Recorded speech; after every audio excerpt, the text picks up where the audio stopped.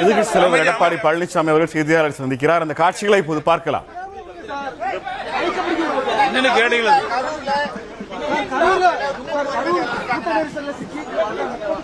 அது இன்று டிவிகே கட்சியினுடைய தலைவர் திரு விஜய் அவர்கள் கரூரிலே பொதுக்கூட்டத்திலே பேசிக் கொண்டிருந்த பொழுது கூட்ட நெரிசல் ஏற்பட்டு மூச்சு திணறி பல பேர் இறந்துள்ளதாக செய்திகள் வெளிவந்துள்ளன. பல பேர் மருத்துவமனையிலே சிகிச்சை பெற்று வருகின்ற செய்தி வெளியாகியுள்ளது. இது மிகுந்த அதிர்ச்சியை ஏற்படுத்தியுள்ளது, மிகுந்த வேதனையும் ஏற்பட்டுள்ளது.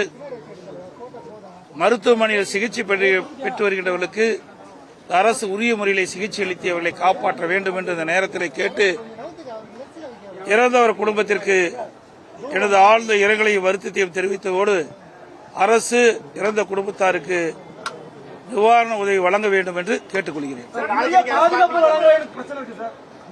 அதாவது என்ன இது வந்து செய்தியில் தான் நான் பார்க்கிறேன் ஒழிய என்ன நடந்தது என்பது எங்களுக்கு முழுமையாக தெரியாது. இந்த ஊடகத்தில் வருகின்ற செய்தியின் அடிப்படையில் தான் இந்த கருத்து சொல்லியிருக்கிறேன். முழுமையாக எனக்கு விவரங்கள் தெரிந்த பிறகு நான் முழு விவரத்தை தெரிவிக்கிறேன்.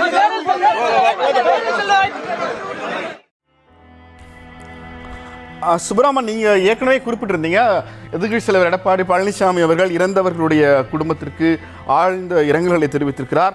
காயமுற்று தற்போது அவசர சிகிச்சை பிரிவில் இடம்பெற்றிருக்கிறவர்களுக்கு தமிழ்நாடு அரசு உரிய சிகிச்சையை மேற்கொள்ள வேண்டும் என்றும் இறந்தவர்களின் குடும்பத்திற்கு நிவாரண நிதி வழங்க வேண்டும் என்றும் தெரிவித்திருக்கிறார். இந்த நேரத்தில் அரசியல் பேசுவது சரியாக இருக்காது, உரிய தரவுகள் கிடைத்த பிறகு இந்த சம்பவம் குறித்து நாம் மேலும் பேசுவதாகவும் தெரிவித்திருக்கிறார்.